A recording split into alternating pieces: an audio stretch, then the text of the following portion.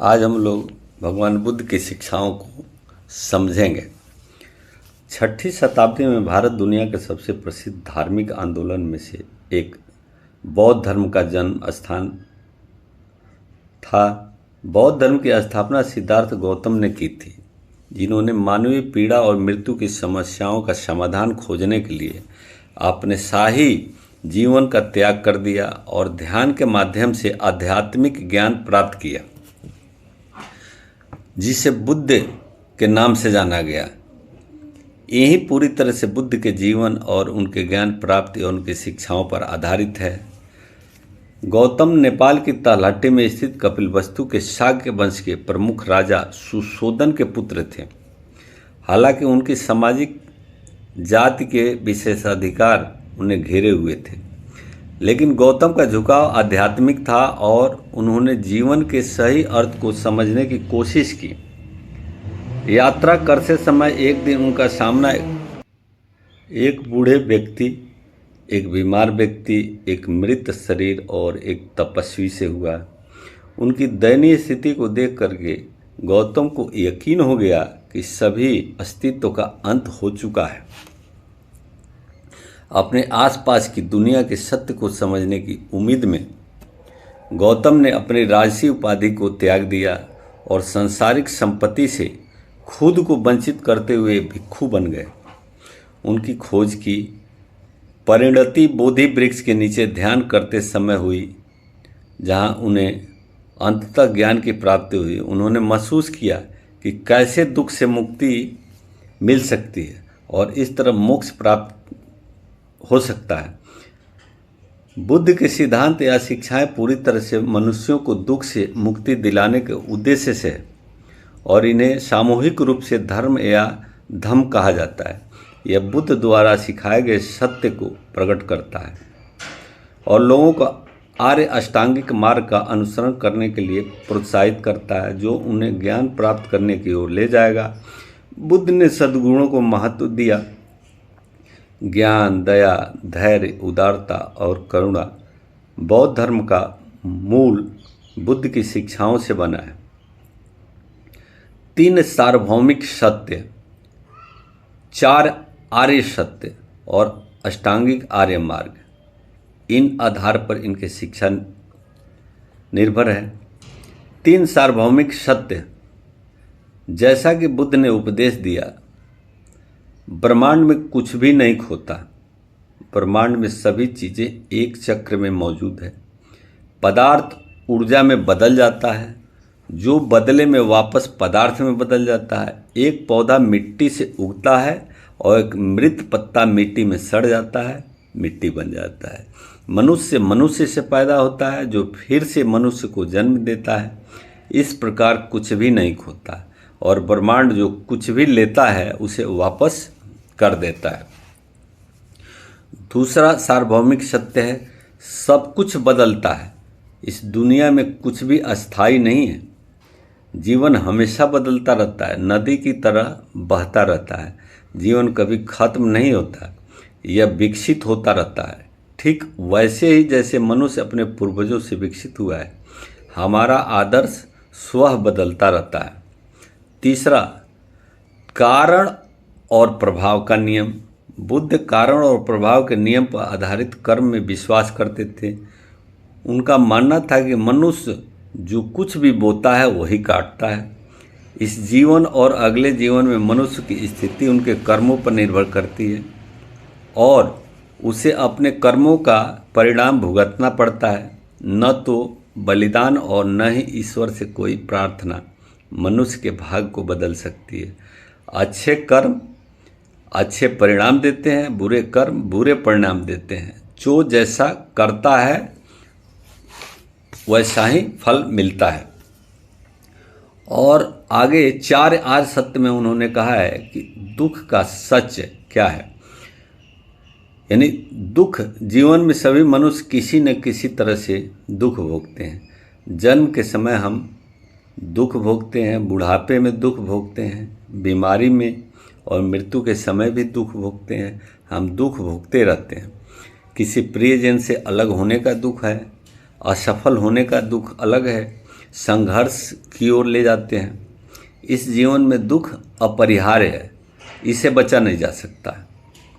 दुख के कारण का समापन का सत्य। बुद्ध दुख के कारण इच्छाओं और आसक्ति को बताते हैं।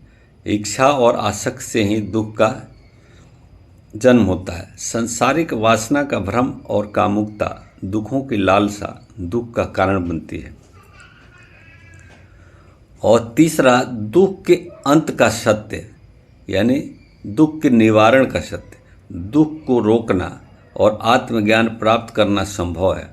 दुख को समाप्त करने के लिए सभी सांसारिक भ्रमों को, जड़ में निहित इच्छा को दूर करना होगा, ताकि हमको पूर्ण मुक्ति और अनासक्ति प्राप्त हो सके।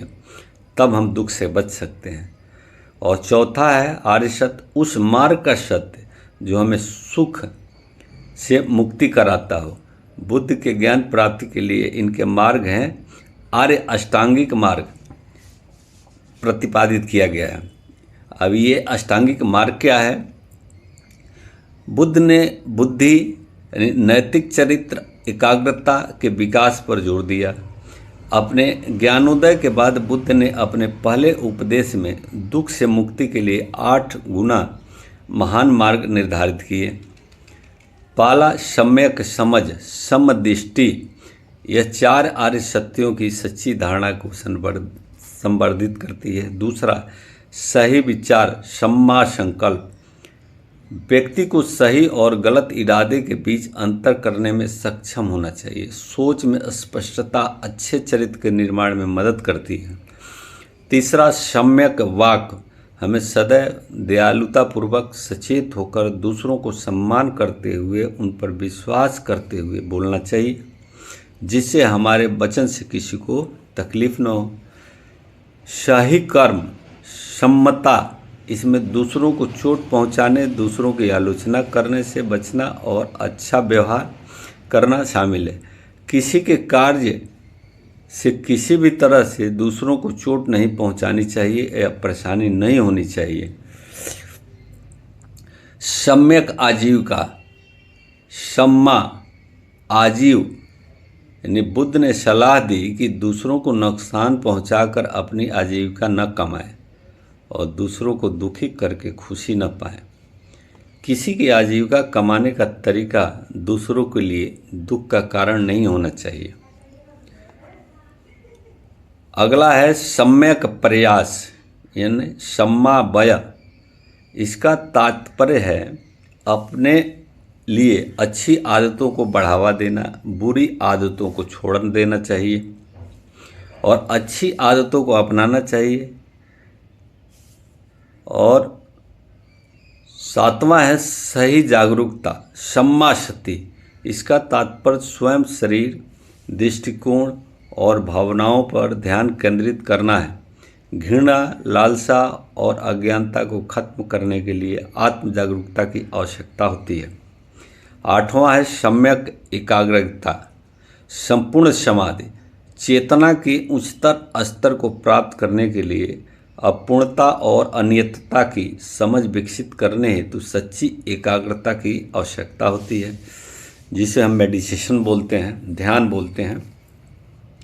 यदि कोई व्यक्ति अष्टांगिक आर्य मार्ग का अनुसरण करता है तो वह निर्वाण प्राप्त कर सकता है, जो कि सर्वज्ञतापूर्व स्पष्ट जागरूकता की स्थिति में, जो इच्छा और दुख से मुक्त है, जन्म और पुनर्जन्म के चक्र से मुक्ति है, जिनमें केवल शांति और आनंद है। और बुद्ध के 5 उपदेश हैं। बुद्ध ने व्यक्ति के व्यवहार को नियंत्रित करने के लिए 5 सुझाव भी दिए। बुद्ध की 5 शिक्षाएं, ये सुझाव जिन्हें सामूहिक रूप से पंचशील कहा जाता है। यह किसी की जान लेने, किसी भी तरह की हिंसा से दूर रहें। अहिंसा या अहिंसा नैतिकता का मुख्य सिद्धांत होना चाहिए। जो न दिया गया हो उसे लेने से बचें, चोरी न करें। तीसरा, इंद्रियों के दुरुपयोग से स्वयं को रोकें, इंद्रिय सुखों में लिप्त न हो।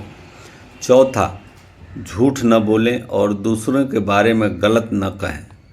5वां, किसी भी मादक पेय या नशीली दवाओं के सेवन से बचें, क्योंकि यह मन को धुंधला कर देता है और व्यक्ति को स्पष्ट रूप से सोचने और वास्तविकता को देखने में रोकता है।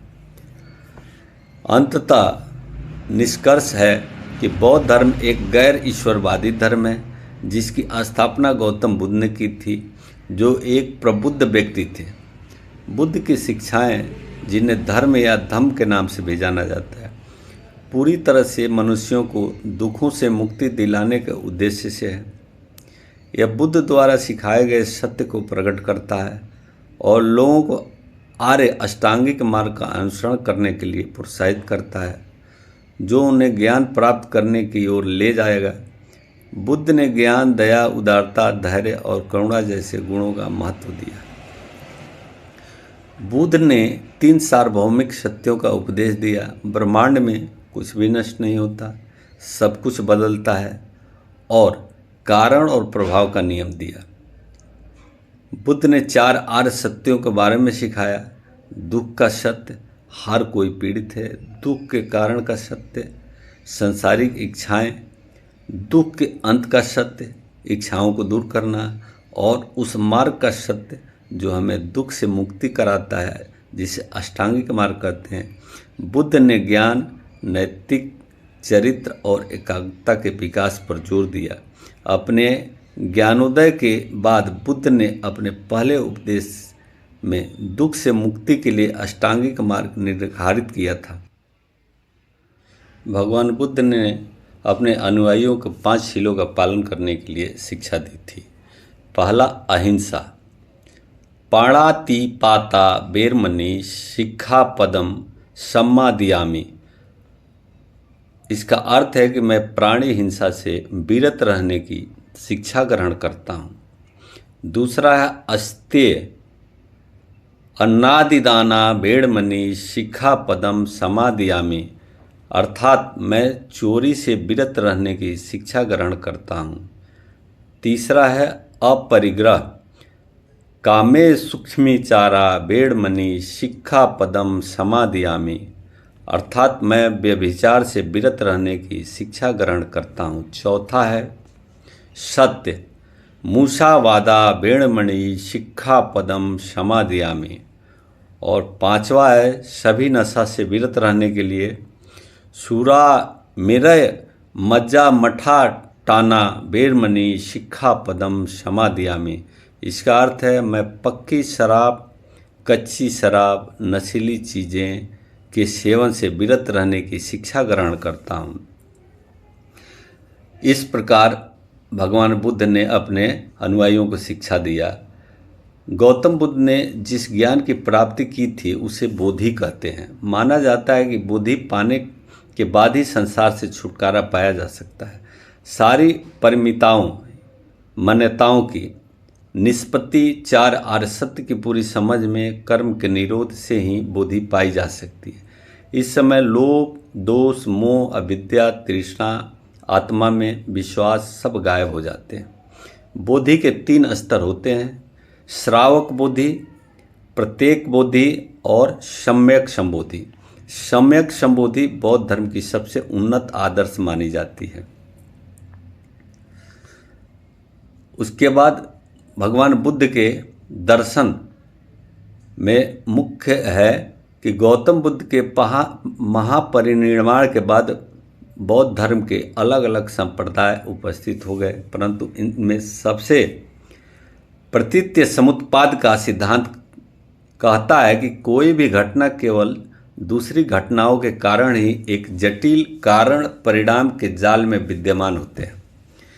प्राणियों के लिए इसका अर्थ है कर्म और विपाक, कर्म के परिणाम के अनुसार अनंत संसार का चक्र, क्योंकि सब कुछ अनित्य और अनात्म बिना आत्मा के होता है। कुछ भी सच में विद्यमान नहीं है। हर घटना मूलतः शून्य होती है, परंतु मानव इसके पास ज्ञान की शक्ति है।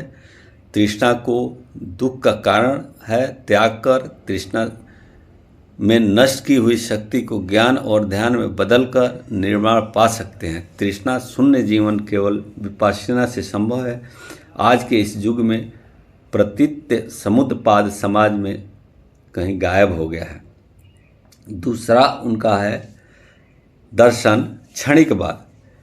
इस दुनिया में सब कुछ क्षणिक है और नश्वर है, कुछ भी अस्थायी नहीं है, परंतु वैदिक मत से यह भिन्न है। और तीसरा है अनात्मवाद। इसमें इनके दर्शन में कहा गया है कि आत्मा का अर्थ मैं होता है, किंतु प्राणी शरीर और मन में बने हैं। इनमें दायित्व नहीं है, क्षण क्षण बदलाव होता है, इसलिए मैं अर्थात आत्मा नाम की कोई अस्थायी चीज़ नहीं है जिसे लोग आत्मा समझते हैं। वो चेतना का अविच्छिन्न प्रवाह है। आत्मा का स्थान मन ने लिया है। और चौथा अनिश्वरवाद। बुद्ध ने ब्रह्मजाल सूत्र में सृष्टि का निर्माण कैसे हुआ ये बताया है। सृष्टि का निर्माण होना और नष्ट होना बार बार होता है। ईश्वर या महाब्रह्मा सृष्टि का निर्माण नहीं करते, क्योंकि दुनिया प्रतीत्य समुत्पाद अर्थात कार्यकरण के भाव के नियम के अनुसार चलती है। भगवान बुद्ध के अनुसार मनुष्य के दुख और सुख के लिए कर्म जिम्मेदार है, ईश्वर या महाब्रह्मा नहीं। पर अन्य जगह बुद्ध ने सर्वोच्च सत्य को अवर्णीय कहा है। उसके बाद से इनका दर्शन का सिद्धांत शून्यवाद। शून्यता महायान बौद्ध संप्रदाय का प्रधान दर्शन है। उसके बाद यथार्थवाद। बौद्ध धर्म का मतलब निराशावाद नहीं है, दुख का मतलब निराशावाद नहीं है, बल्कि सापेक्षवाद और यथार्थवाद है। बुद्ध, धम्म और संघ बौद्ध धर्म के 3 त्रिरत्न हैं। भिक्षु, भिक्षुणी, उपासका और उपासिका संघ के 4 अवयव हैं, उसके अंग हैं। अब बोधिसत्व 10 पारमिताओं का पूर्ण पालन करने वाला बोधिसत्व कहलाता है। बोधिसत्व जब 10 बलों या भूमियों जैसे मुदिता, बिमला, दीप्ति, अर्चिर्मसी, सुदुर्जया, अभिमुखी, दुरंगमा, अचल, साधुमती, धम्म मेघा को प्राप्त कर लेता है तब बुद्ध कहलाते हैं। बुद्ध बनना ही बोधिसत्व के जीवन की पराकाष्ठा है। इस पहचान को बोधि नाम दिया गया है। कहा जाता है कि बुद्ध शाक्य मुनि केवल एक बुद्ध हैं, उनके पहले बहुत सारे थे और भविष्य में और होंगे। उनका कहना था कि कोई भी बुद्ध बन सकता है अगर वह 10 पारमिताओं का पूर्ण पालन करते हुए बोधिसत्व प्राप्त करें और बोधिसत्व के बाद 10 बलों या भूमियों को प्राप्त करें। बौद्ध धर्म का अंतिम लक्ष्य है संपूर्ण मानव समाज से दुख का अंत। मैं केवल एक पदार्थ सिखाता हूँ, दुख है, दुख का कारण है, दुख का निवारण है और दुख के निवारण का मार्ग है। बौद्ध धर्म के अनुयायी अष्टांगिक मार्ग पर उनके अनुसार जीकर अज्ञानता और दुख से मुक्ति और निर्माण पाने की कोशिश करते हैं। ये रही कहानी आज की। अगर आपको अच्छा लगे तो लाइक कीजिए, सब्सक्राइब कीजिए, शेयर कीजिए।